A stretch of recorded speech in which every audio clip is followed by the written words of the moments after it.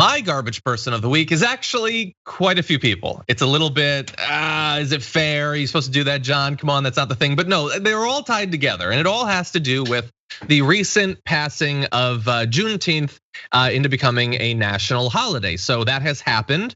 That is good. It is good to know your history. It is a reward for those who've been fighting for literally decades to have recognition for this.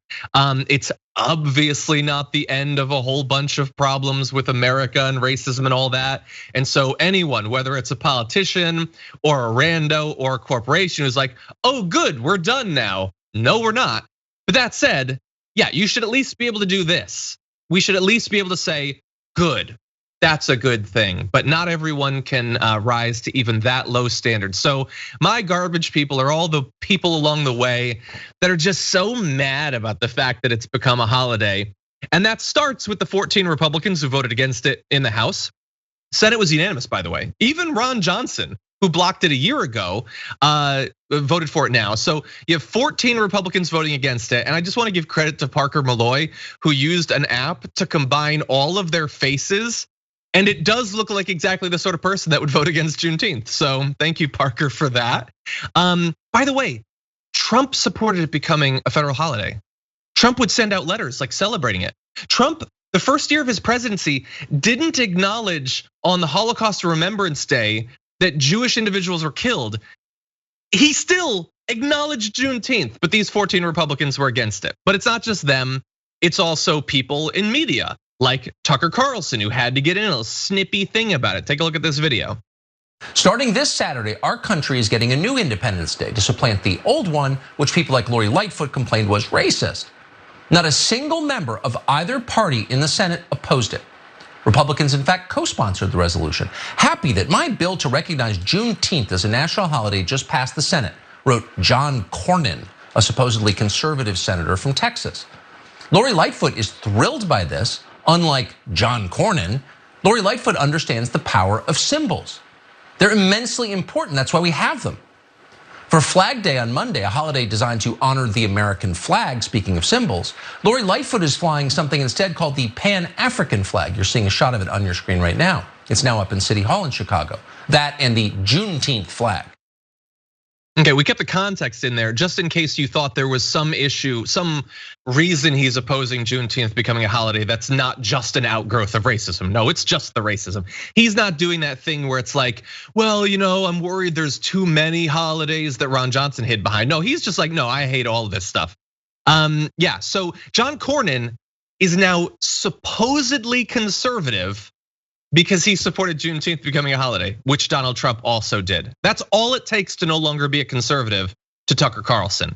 But it isn't just Tucker Carlson, it's others like Charlie Kirk, who had previously, under the Republicans, been in support of it becoming a holiday. Now that it's the Democrats, not so much. He says making Juneteenth the federal holiday isn't about emancipation of slaves. If it was, they would make September 22nd, Emancipation Proclamation Day, a federal holiday.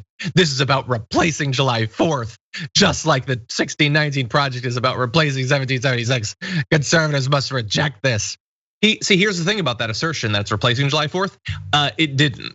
July 4th is still a holiday, you moron.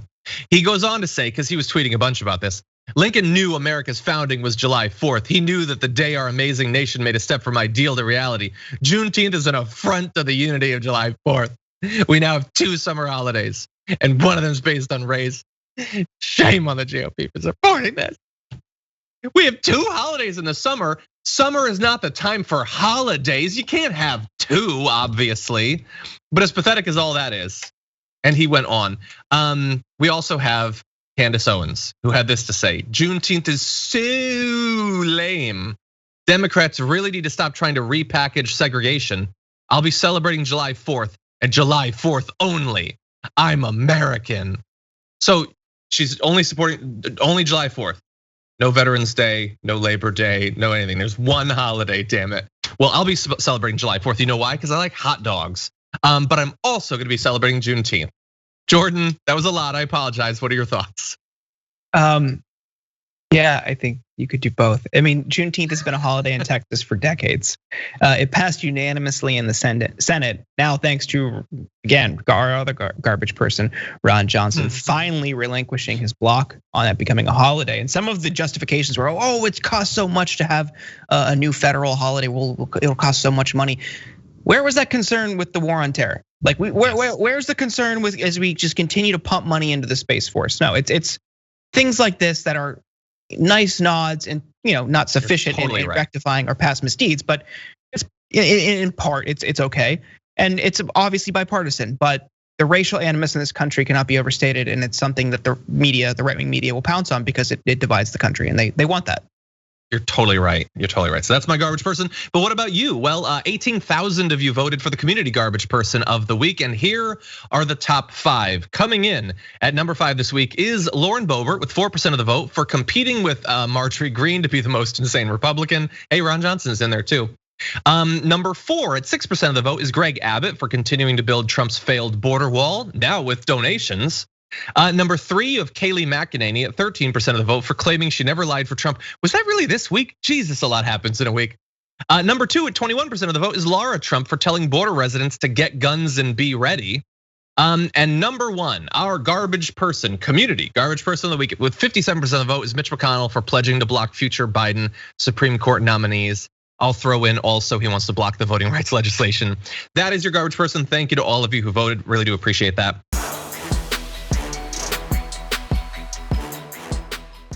Check out the Damage Report podcast each day, wherever you get your podcasts, whether Pocket Casts or Stitcher or iTunes.